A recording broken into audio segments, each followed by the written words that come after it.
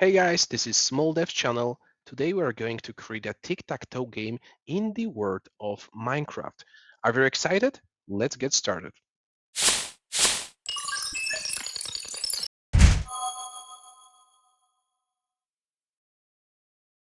Our first step is to set a name for the project. We'll call it Minecraft Tic-Tac-Toe. Then we go to backdrops. And now we need to set our main scene. We already prepared the graphics for this exercise, so all we need to do is to upload it. We do the same with the sprite, and as you can see, our sprite contains three costumes. One represents an empty cell, our initial state. The second one is a cell with a heart, and the third one is a cell with sword. You can think of this as we replace the classic X and O with different symbols. Now we can do some minor cleanups and center our costumes to be 100% sure they will be displayed in the same place. Please don't worry, we'll put links to the backdrop and sprite somewhere in the description and you can use it to follow this tutorial.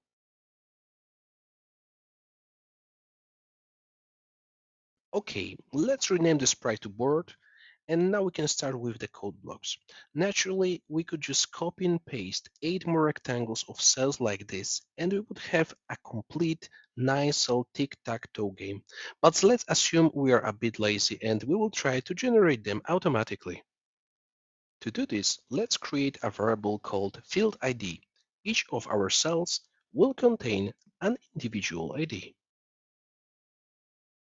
We set the initial display location, the first cell, and set the field ID to 1.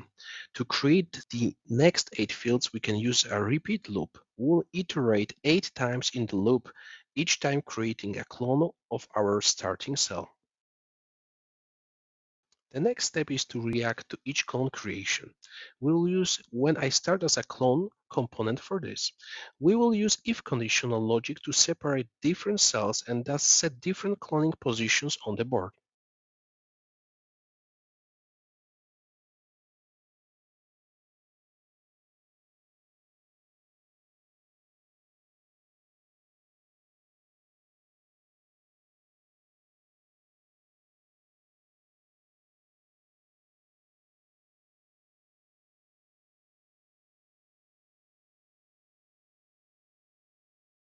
Okay, our board is ready. Now every time we click the green flag, the board will be recreated according to our scenario. What is the next step? We want to be able to position the heart and sword by clicking on individual cells. To achieve this, we need to be able to respond to a cell mouse click event. Let's drag and drop our next friend called when this sprite clicked. Conditional logic will be placed under this block, but first we need to create more variables. The first variable will be called field is empty. We need to put some kind of restriction that once a cell is clicked and the icon is placed, it cannot be set again. That makes sense, right? The next variable is called winner. I think the name is self-explanatory, so I can now say that we will only set it once when a player wins, which will be the end of the game. Okay, next player is another variable that will store the state of the player who needs to make a move. Initially, we can assume that the first one is the player with X, our heart icon, and the winner variable is set to NA, not available. Now we can create conditional logic. So if a cell is empty and we don't have a winner, we can start selecting such a cell. When the current player who needs to make a move is X, then we'll switch to the heart icon. If we have the opposite move, we'll switch to the sword icon. Of course, we cannot forget to mark that the cell can no longer be used by setting false in the field is empty variable.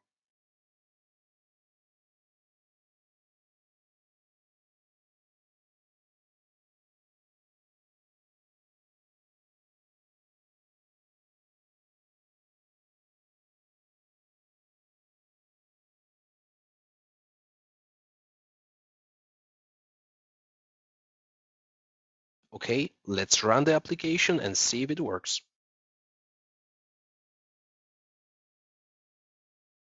At least for now, it looks great. Now we need to think how to control the game engine. What I mean is that we need to program rules to indicate that the game is over.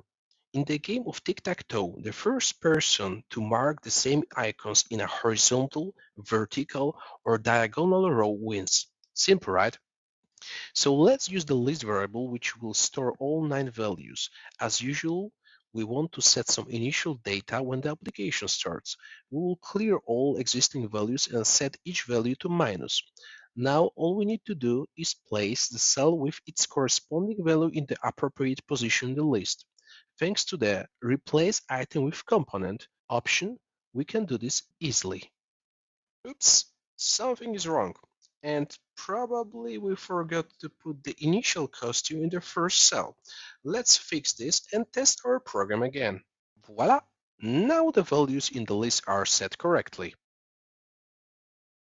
Our last thing is to draw the winner line, which indicates the sequence that won the game. But first we need to teach our program how to recognize a winner. We will do this by checking the values from the list. Every time we click on a cell, we need to check whether the current state of the list contains the winning sequence. Let's create a broadcast message that will signal this.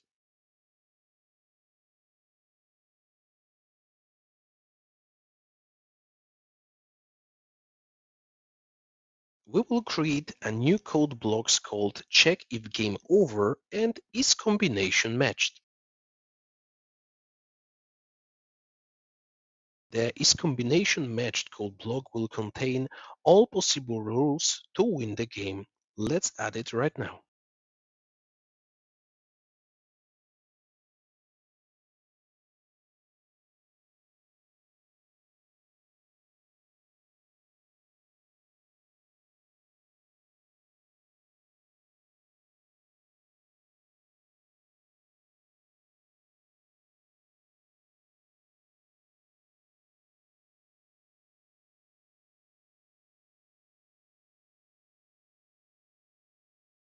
We compare all sequence combinations with a given player, so we can easily determine which player won the battle and set the winner variable.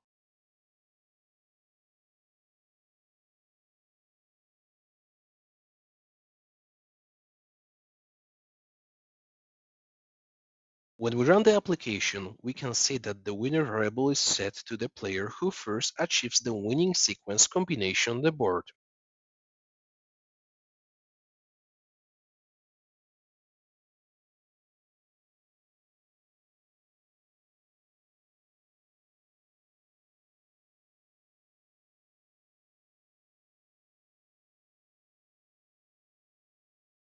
Now the winners line. Let's add another sprite and call it winner line.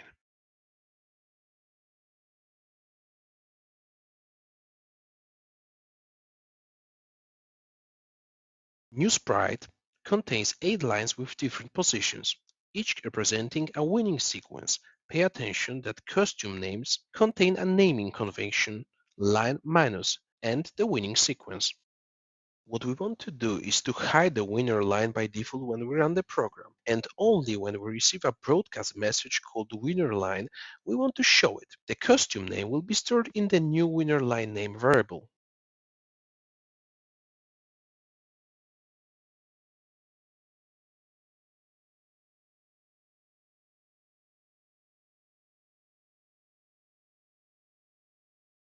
Let's move back to is combination matched code block and set winner line name based on the joint cell IDs that won the game. After adding the broadcast message, we should be ready to go.